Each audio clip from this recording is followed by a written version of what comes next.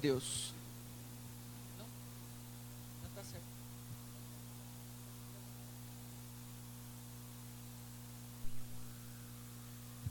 Glória a Deus. Deus maravilhoso, amém? Quantos estão apaixonados por esse Cristo? Aleluia. Cada vez que conhecemos mais dele, nos apaixonamos, porque o Senhor Jesus é apaixonante, não é verdade? Abre comigo sua Bíblia em Mateus 24. Aleluia. Eu quero ministrar uma palavra que Deus deu a mim para eu levar no EPL. EPL é o encontro de pastores e líderes que acontece 2 vezes por ano na nossa igreja sede, que é em Cruzeiro do Oeste, na comunidade de Cruzeiro. E Deus me deu uma palavra sobre sermos inconformados com este século, né? Uma palavra que um primeiro momento vai nos confrontar, com certeza, mas uma palavra que vai trazer vida, amém? Eu tenho certeza que a palavra de hoje vai mudar a sua história, eu creio nisso, porque está mudando a minha, e a palavra de Deus é o poder de Deus para nos transformar, amém? Você crê nisso? Então Deus me deu essa palavra sobre sermos inconformados com este século, não nos tornarmos indiferentes às circunstâncias e ao contexto que nós estamos inseridos, e eu creio que vai ser bênção para a sua vida. Nós estamos vivendo, querido, o tempo do fim. A Bíblia declara que nós estamos vivendo dias do fim. Nós estamos vivendo os últimos dias. A volta do Senhor Jesus é algo iminente, que pode acontecer a qualquer momento. Muitas profecias, a maioria delas, quase a totalidade delas já se cumpriram para a volta, para o arrebatamento da igreja. Para a volta de Cristo nos ares ainda não, faltam algumas, mas para o arrebatamento da igreja, todas as profecias já se cumpriram, nenhuma delas caiu por terra. Então nós estamos vivendo os últimos dias, o Senhor Jesus está voltando, querido. Vira para a pessoa do lado e fala: o Senhor Jesus está voltando. E agora já pergunta, né? Me ajuda a pregar. Você está preparado para a volta de Jesus? Pergunta para a pessoa.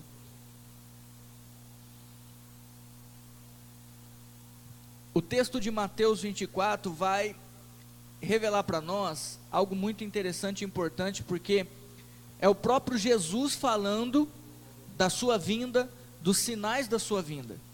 E algo interessante que eu percebi aqui é que os discípulos de Jesus, que caminhavam com Jesus, queridos, Jesus se manifestou há quase 2000 anos atrás. Ele começou o seu ministério com 30 anos, amém? Então há quase 2000 anos atrás, o Senhor Jesus começou o seu ministério, e ele caminhando com os seus discípulos, já perto da sua morte, os discípulos perguntam a ele qual seria o sinal da vinda do Senhor e da consumação do século. Então algo que eu entendi aqui da parte deles, é que eles estavam preocupados com a volta de Cristo. Se eles não estivessem preocupados com a volta de Cristo, não perguntariam sobre a volta do Senhor. Você concorda comigo, sim ou não?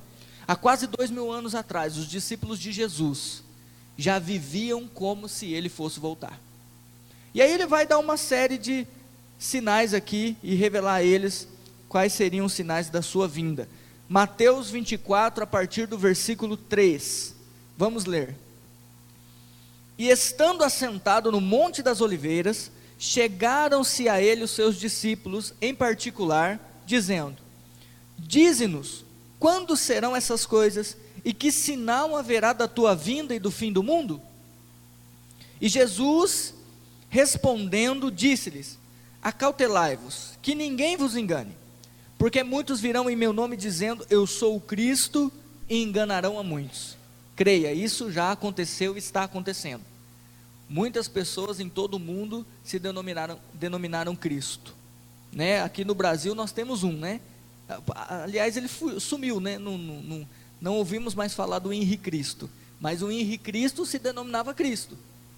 A Bíblia vai dizer, Jesus já tinha profetizado que muitos viriam em seu nome dizendo ser o Cristo. Isso já aconteceu. Versículo 6: E ouvireis de guerras e de rumores de guerras, olhai, não vos assusteis, porque é necessário que tudo isso aconteça, mas ainda não é o fim. Nós já ouvimos falar de guerra, já ouvimos falar de rumor de guerra, nós estamos ouvindo falar de rumores de guerra, uma terceira guerra mundial, uma guerra nuclear que pode acontecer a qualquer momento, é ou não é? Agora, ainda mais agora que o Trump assumiu e tem o doidinho lá, o gordinho da Coreia, querido, uma guerra pode acontecer a qualquer momento. Rumor de guerra, igual a Bíblia falou, está dizendo. 7: Porquanto se levantará nação contra nação, reino contra reino, haverá fomes, pestes, terremotos em vários lugares, mas todas essas coisas são um princípio de dores. Isso tem acontecido? Pestes, fomes, nação contra nação, reino contra reino, isso tudo tem acontecido. Isso foi algo que o Senhor Jesus profetizou lá atrás, e tem acontecido nos nossos dias. Olha o versículo 9: Então vos hão de entregar para seres atormentados, matar-vos-ão, e sereis odiados de todas as nações, por causa do meu nome. Nesse tempo muitos serão escandalizados, trair-se-ão uns aos outros, e uns aos outros se odiarão. Isso daqui não tem acontecido, Isso é algo que não tem acontecido, vai acontecer ainda, não, é algo que está acontecendo, querido. Você vê traição, você vê ódio, as pessoas têm desonrado os pais, têm traído, tem sido normal a traição no nosso meio. E surgirão muitos falsos profetas e enganarão a muitos. E o versículo 12, que é o que eu quero ministrar essa noite: E por se multiplicar a iniquidade, o amor de muitos esfriará. Por se multiplicar a iniquidade, o amor de muitos se esfriará. Querido, o tema do EPL deste ano foi vivendo por algo maior. Vivendo por algo maior, Você pode ver, alguns estão com a camiseta, vivendo por algo maior. E o que tem acontecido é que a iniquidade tem se multiplicado. E quando o Senhor Jesus trata que a iniquidade, Ele está falando da igreja. Ele está falando para mim e para você. Essa palavra é diretamente para os seus filhos, para os seus servos. A iniquidade tem se multiplicado no meio da igreja. O que é a iniquidade? É fazer a obra de Deus sem Deus, sem a aprovação de Deus. Achar que está fazendo uma boa obra, achar que está fazendo algo para Deus, sem a aprovação do mesmo. É viver uma vida indiferente, apática, uma vida irrelevante, sem cumprir a vontade de Deus. A iniquidade tem se multiplicado, e o resultado da iniquidade ter se multiplicado é que o amor de muitos tem se esfriado. Você percebe que nós somos a geração, querida, mais passiva, indiferente, insensível. Como nós estamos vivendo uma geração insensível, que não é tocada por nada, que as coisas estão acontecendo à sua volta, e se não diz respeito a ela, se não diz respeito à sua família, não, eu não tenho nada a ver com isso, e nós somos essa geração mais passiva e indiferente que já passou pela terra. Sabe, eu creio que a maldade tem se multiplicado, a iniquidade tem se multiplicado, porque o egoísmo tem imperado. O egoísmo tem imperado, o egocentrismo. As pessoas têm colocado suas próprias vidas no centro, a sua vontade como primordial, como central. E olha o que a Bíblia diz em 2 Timóteo, capítulo 3, versículo 1, não precisa abrir, eu vou ler para você. Sabe, porém, isto, nos últimos dias, olha que interessante o detalhe, nos últimos dias. Os últimos dias do que, querido? Os últimos dias da consumação do século e da volta de Cristo, do arrebatamento. O Senhor Jesus vai voltar, querido. Se tem algo que é verdade na palavra de Deus, é a volta do Senhor Jesus. Eu não sei se você parou para pensar, mas você sabia que a Bíblia é composta de 66 livros? Escritos por mais ou menos 30 autores. o primeiro livro para o último livro, cerca de 1.600 anos.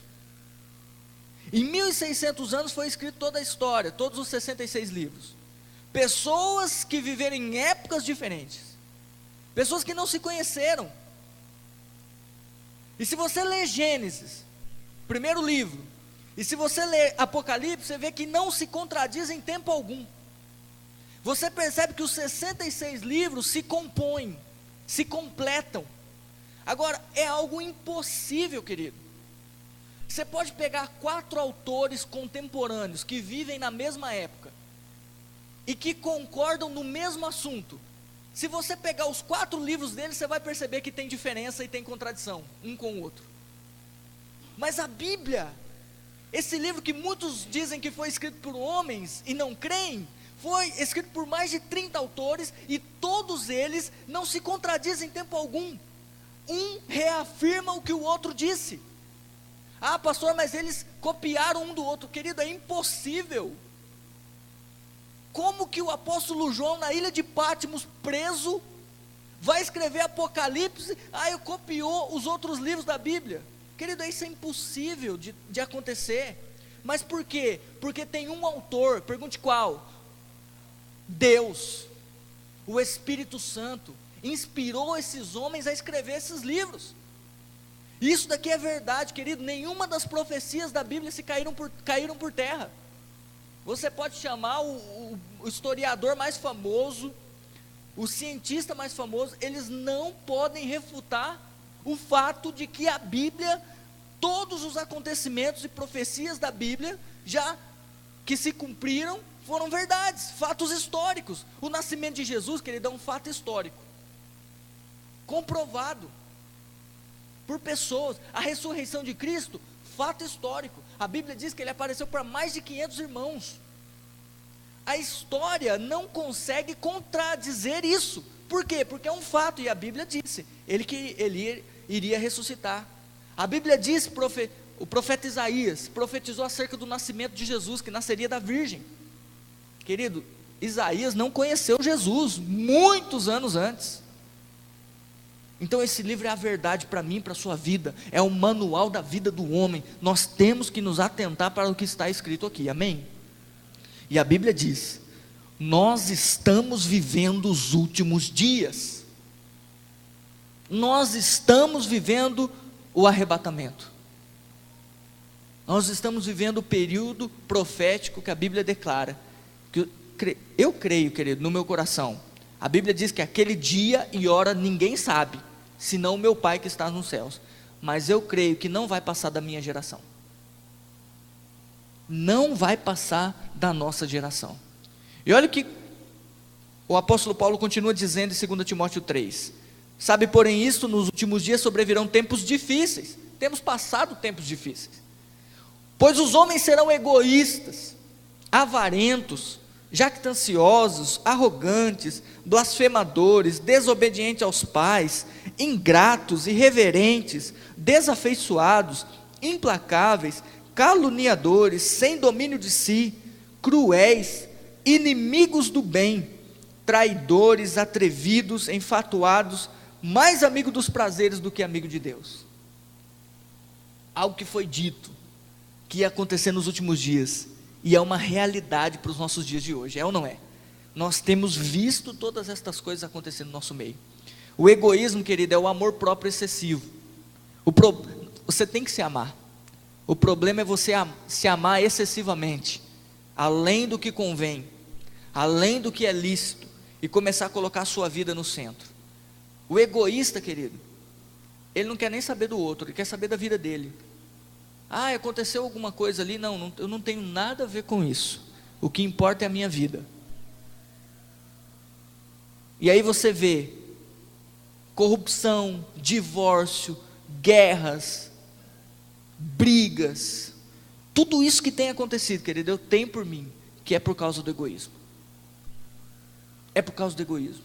Nós estamos vivendo uma onda de divórcio, sabe, divorciar agora ficou normal. Mas por quê? Egoísmo.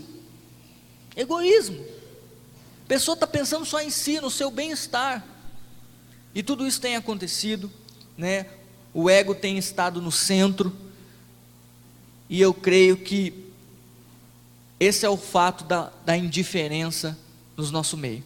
Nós somos a geração que quer sair de cena e viver seu próprio mundo. Nós somos a geração que quer sair de cena e viver o seu próprio mundo, cada um por si, cada um na sua. Mas isso não é cristianismo. Cristianismo é um pelo outro. O cristianismo, querido, é se alegrar com os que se alegram, é chorar com os que choram, é ter um coração com o Pai, é não ser indiferente às circunstâncias que estão acontecendo à nossa volta. E cá entre nós, você percebeu o tanto de notícia ruim que recebemos todos os dias? Nós somos bombardeados por notícias ruins, escândalos terríveis, coisas ruins todos os dias. E é impressionante como as notícias ruins se alastram facilmente. É ou não é? Notícia ruim, você manda um vídeo falando de Jesus, querido, você tem que pedir, pelo amor de Deus, compartilha. Agora você manda um vídeo de um acidente, de algum escândalo, de alguma coisa, alguma piada, negócio voa. Nós somos bombardeados. Nós vivemos uma cultura de receber notícia ruim, dar início a assunto. É ou não é? Você vai na fila do banco, você já percebeu como começa uma conversa na fila do banco? Notícia ruim. Por quê? Porque a cultura, a mente já está habituada a isso. Que calor, que chuva, que frio. Você viu o que aconteceu com fulano? Rapaz, você sabia quem morreu? Você viu? Você assistiu o jornal ontem? Você viu o que aconteceu, aquele escândalo? Isso tem dado início ao assunto. Nós somos bombardeados. Eu separei aqui alguns dados sobre o tráfico de pessoas que acontece no nosso país e acontece no mundo todo, para você entender qual é o contexto que nós estamos inseridos, e que nós, como a igreja do Senhor, eleitos de Deus, nós não podemos ficar indiferentes, apáticos a tudo isso, e achar que não é conosco. Nós devemos nos envolver. Como eu disse, sobre o tráfico de pessoas, eu anotei aqui, dados da Organização Internacional do Trabalho, estima que o tráfico de pessoas movimenta cerca de 32 bilhões de dólares por ano. É uma das formas ilegais mais lucrativas no mercado mundial. Você sabia disso? 32 bilhões de dólares por ano é movimentado no tráfico de pessoas. Aquele tráfico de pessoas é ilegal, é crime. Eu creio que só perde para o tráfico de drogas, isso daqui.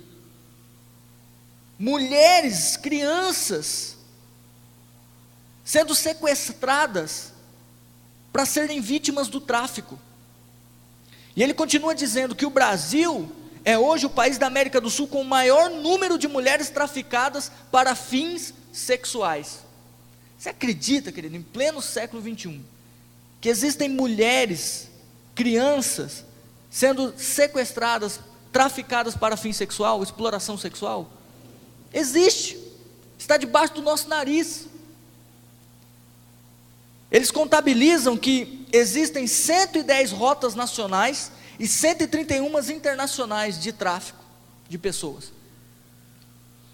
Estimam que cerca de 42 milhões de pessoas estão em situação de prostituição no mundo. Você tem noção que é isso? O Brasil tem o quê? 200 milhões de pessoas? 207 milhões de pessoas. Cara, quase 25% do Brasil, da população do Brasil, está em situação de prostituição no mundo. 75% são mulheres entre 13 e 25 anos. Eles calculam que a cada ano são vendidas 2,5 milhões de pessoas no comércio do tráfico. 80% vítimas do tráfico sexual. E agora você imagina, querido, essas mulheres que trabalham cerca de 10 a 13 horas, debaixo de efeito de drogas, de álcool, para se manterem acordadas, vendidas, revendidas, elas vão para um prostíbulo, aí dá um mês, são revendidas para outro prostíbulo,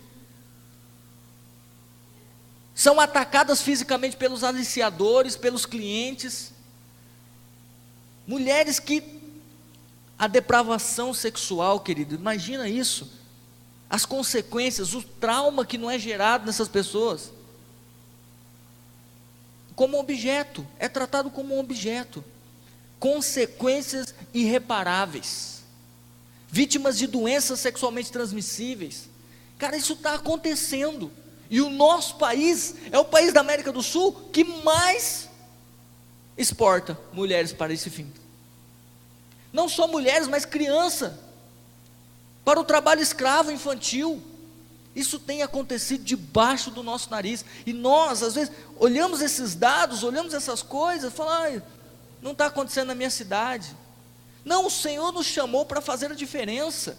Nós podemos fazer a diferença clamando a Deus, orando. Nós não podemos nos tornar indiferentes, querido, porque se somos indiferentes, se nada nos toca, algo está errado. Porque o Senhor Deus olhou para a situação dos seus filhos na terra, querido, e a Bíblia diz que Ele teve compaixão, misericórdia, e a Bíblia vai dizer que o Senhor Jesus é o Cordeiro de Deus imolado antes da fundação do mundo. O Senhor Deus olhou para nós, para a nossa situação, para a situação do homem, e disse, não, eu não vou deixar eles assim, eu vou enviar o meu filho para morrer no lugar deles, para que eles tenham vida abundante, para que eles sejam libertos disso, e não sofram. Você crê nisso? E agora nós somos filhos de Deus, nós não podemos nos tornar apáticos, não só a questão do tráfico de pessoas, mas você vê escândalos, suicídio no meio dos pastores, no meio da igreja, sabe, suicídio tem se tornado normal, depressão, pessoas que não conseguem dormir à noite, por causa de opressão maligna. Eu tenho certeza que você conhece alguém, pastor, eu conheço pessoas, que por causa da depressão, que por causa da opressão maligna não conseguem dormir à noite. Você sabia que você tem a cura para isso? Você é eleito de Deus para ministrar a palavra de Deus. A Bíblia diz que o Evangelho é o poder de Deus para a salvação de todo o que crê, querido. Você tem o Espírito Santo dentro de você, você pode chegar lá, declarar a palavra na vida dele, orar por essa pessoa ser liberta dessa opressão maligna. Mas é bonito falar, o irmão está em depressão, o irmão está em pânico, o irmão está oprimido, e nós, tendo o poder de fazer algo, não fazemos, sabe? Essa indiferença não tem acontecido só nos nossos dias, não, já acontecia nos dias de Jesus. Deixa eu mostrar a você, vai um livro à frente, Marcos capítulo 3,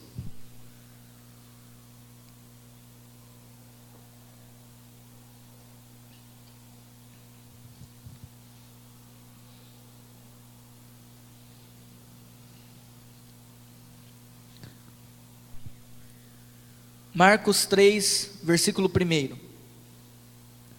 E outra vez entrou na sinagoga, e estava ali um homem que tinha uma das mãos mirrada, e estavam observando se curaria no sábado para o acusarem. Olha que interessante, ele entra na sinagoga.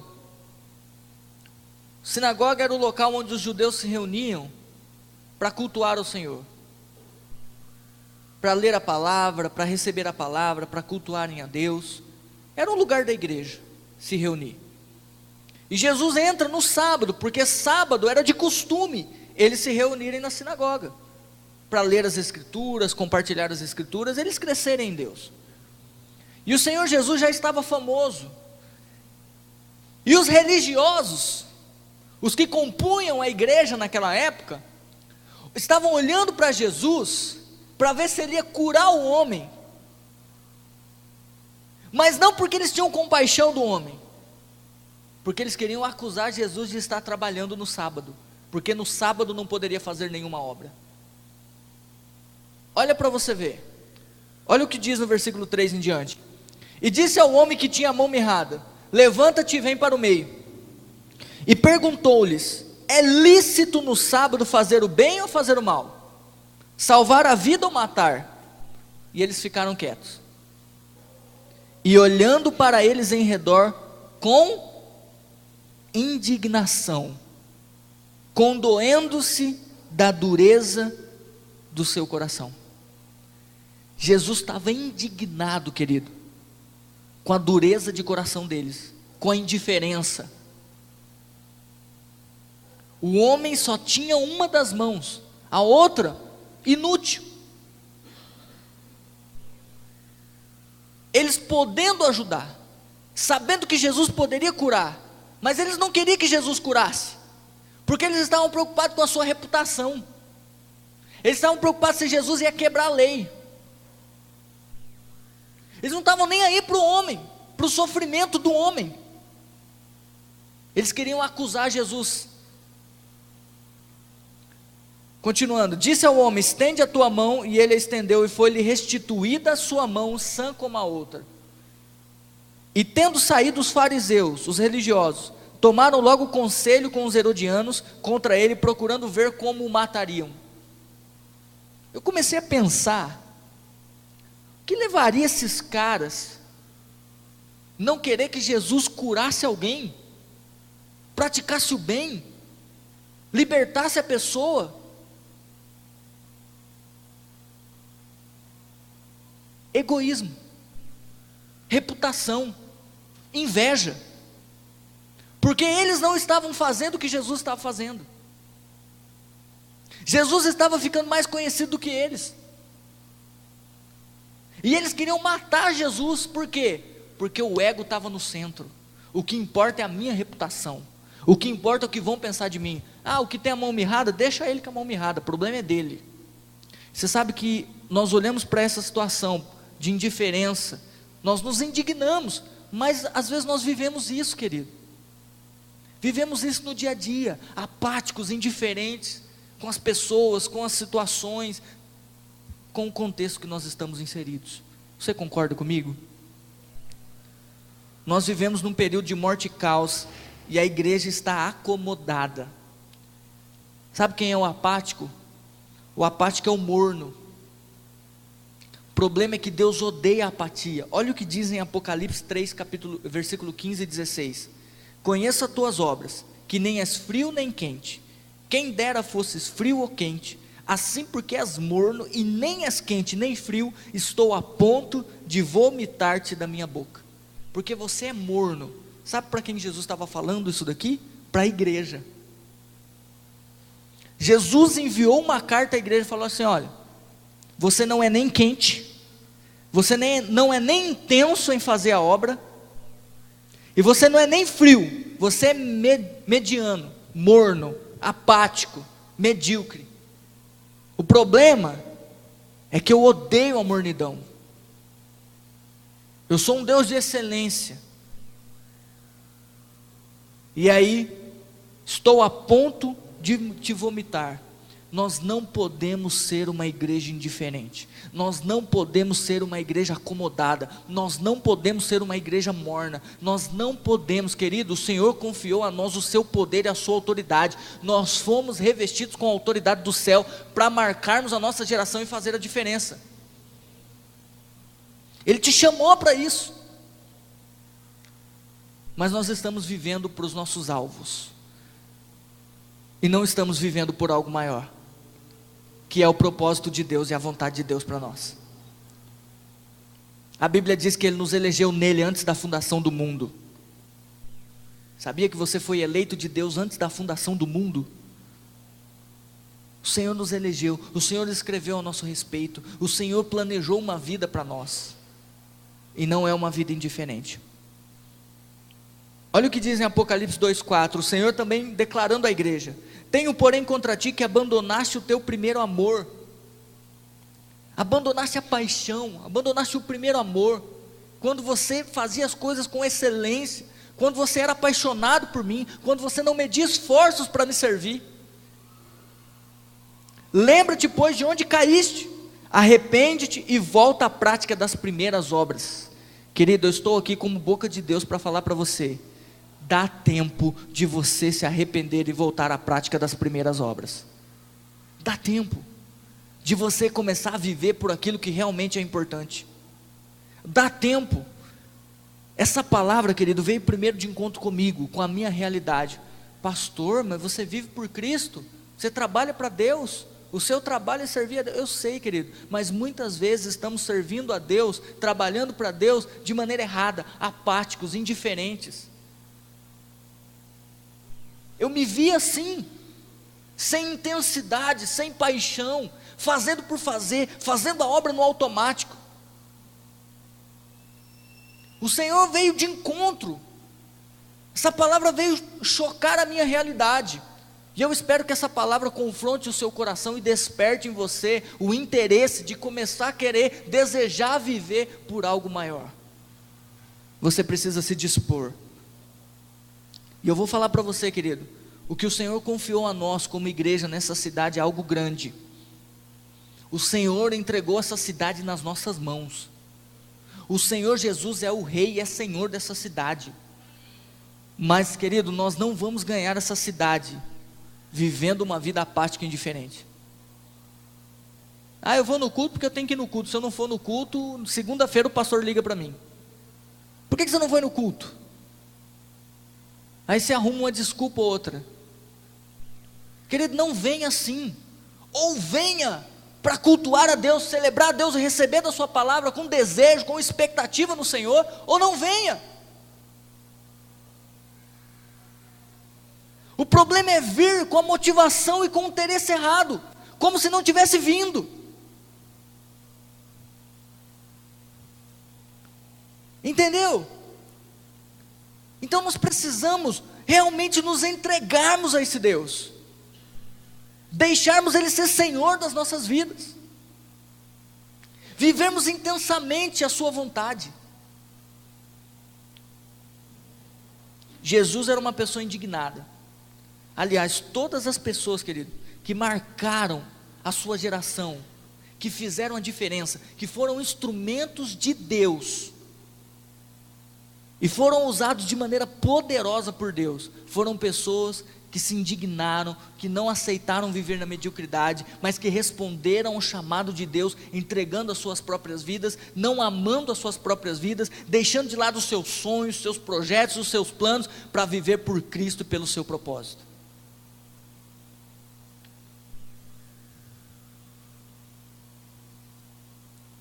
Eu quero citar para você o apóstolo Paulo. Abre lá comigo em Atos 20.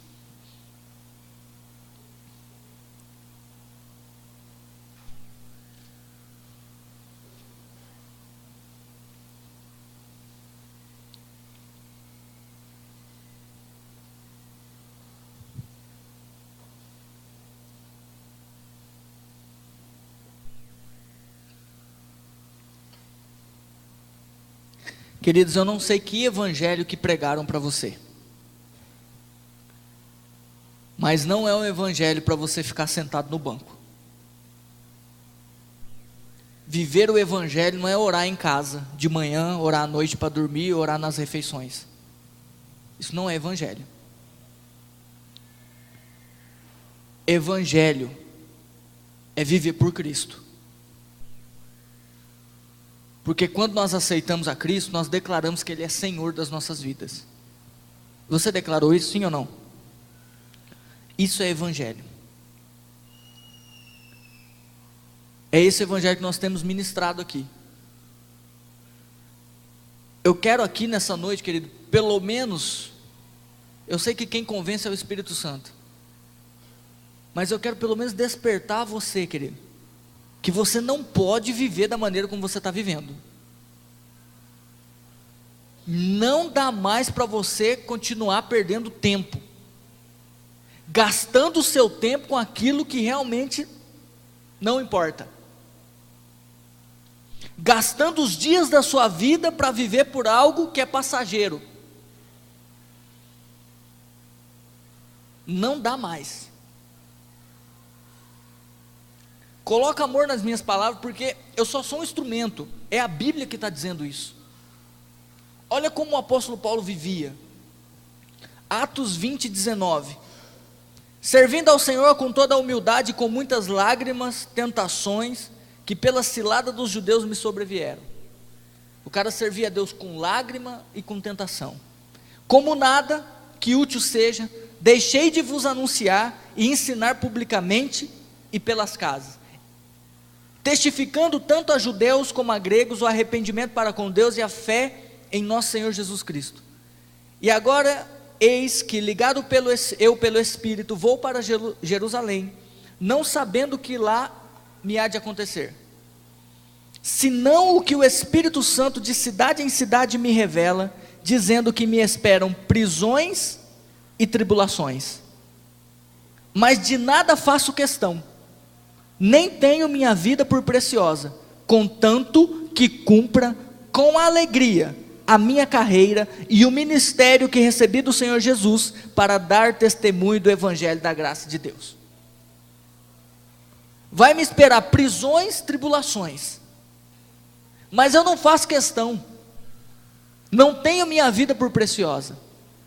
Por quê? Porque eu recebi do Senhor um ministério, eu recebi do Senhor um chamado, eu recebi do Senhor uma responsabilidade, e eu não vou desistir, não vou parar, enquanto eu não viver para isso, e não cumprir o que o Senhor me chamou para fazer. Aí você deve estar se perguntando: pastor, isso daí é para o pastor, isso daí é para líder na igreja, não é para mim. Não, querido. Sabe quem era o apóstolo Paulo? Perseguidor da igreja, matador de crente. Deus chamou ele, como Deus chama eu, me chamou e chama você. Existe uma responsabilidade sobre a igreja, algo que é comum a todos nós, que é ir pregar o evangelho, testemunhar a graça de Deus, fazer discípulo de todas as nações. O Senhor confiou essa obra a mim e confiou a você também. Confiou a você. Agora nós não podemos ser indiferentes e achar que isso é irrelevante. Se der, eu faço.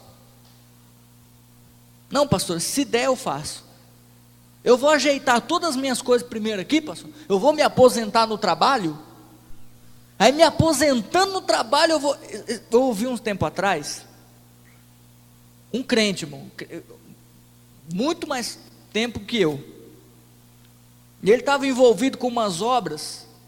Ele falou: não, eu vou terminar as minhas obras aqui, vou alugar e vou ficar sossegado para servir a Deus. Fiquei imaginando, falei: Senhor, se o Senhor voltar amanhã, se o Senhor levar ele hoje, quem garante que ele vai estar vivo daqui 10 minutos? Fiquei pensando isso. E ele falou como se ele, algo bom, né? Não, eu vou fazer aqui, está terminando as minhas. Falei: meu Deus, não entendeu. Aliás, querido, o que vai ficar? O que ele vai levar depois? Ele vai conseguir levar o dinheiro do aluguel? Ele vai conseguir levar o prédio? Temos gastado os nossos dias para viver para o mundo e seus alvos. Temos gastado as nossas vidas, investido tudo que temos para viver por essas coisas. E nós não vamos levar essas coisas para a eternidade. Coisas irrelevantes, coisas que não são importantes. Ah, pastor, então eu não posso ter essas coisas? Pode, mas são irrelevantes. Se você quer marcar história, se você quer fazer a diferença na vida da sua família, no seu trabalho, na vida das pessoas que estão envolvidas à sua volta, se você quiser deixar um legado para os seus filhos, deixar algo de valor para os seus filhos, você precisa se indignar com a situação que você está vivendo, com a maneira que você está vivendo, e começar a viver por algo maior, por Cristo. O Senhor está te chamando. Olha o apóstolo Paulo em 2 Coríntios 11. Irmão, vocês estão tão quietos. Vocês estão aí? Diga amém, estou aqui. O Senhor está falando contigo? Amém? 2 Coríntios 11, 23. Olha o apóstolo Paulo.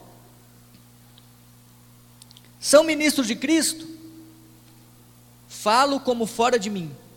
Eu ainda mais, em trabalhos, muito mais, em açoites, mais do que eles, em prisões, muito mais, em perigo de morte, muitas vezes. Recebi dos judeus 5 quarentenas de açoites menos um. Apanhou, querido. 3 vezes fui açoitado com varas. Uma vez fui apedrejado. 3 vezes sofri naufrágio. Uma noite e um dia passei no abismo.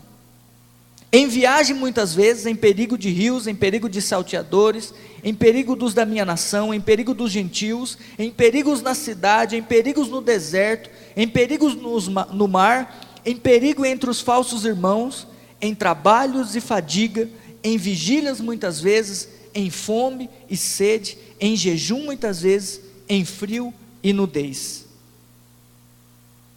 Isso era o que o apóstolo Paulo passava por pregar o evangelho, para servir a Deus. Mas ele fazia tudo isso com alegria. Por quê? Porque ele estava vivendo por algo maior, e ele sabia que ele estava cumprindo o ministério de Deus e o chamado de Deus. Imagina você ser açoitado 5 vezes, 39 açoites. No primeiro açoite, querido, eu acho que nem ia levar, o cara ameaçava dar, eu já, pelo amor de Deus. Você sabe que nós no Brasil não passamos por isso, nós não sofremos perseguição, não somos açoitados. O que nos pega? O comodismo, a preguiça.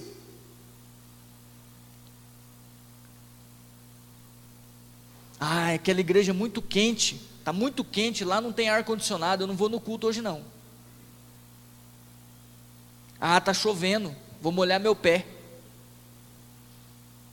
vou molhar meu cabelo de chapinha. Quantas vezes, eu estou cansado hoje, trabalhei muito essa semana, não vai dar para ir na célula não. Eu sei, querido, cansamos sim, mas não estamos dando importância para o que realmente é importante. Vira para o irmão e fala: você precisa viver por Cristo.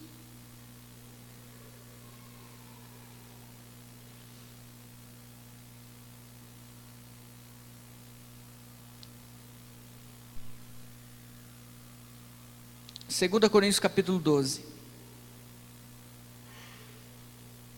versículo 9 e 10. O próprio apóstolo Paulo: e disse-me, a minha graça te basta, porque o meu poder se aperfeiçoa na fraqueza. De boa vontade, pois me gloriarei nas minhas fraquezas, para que em mim habite o poder de Cristo.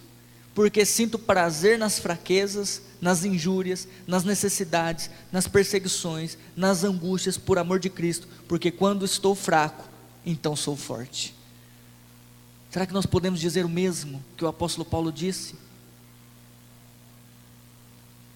Homem, maior escritor da Bíblia, o que deixou um legado para a história, marcou a sua época, e até hoje o seu nome é lembrado. Você acredita que o apóstolo Paulo é conhecido no mundo inteiro, querido? Por quê? Porque foi um homem que, quando recebeu o chamado de Deus, disse: eis-me aqui, Senhor, pode me enviar.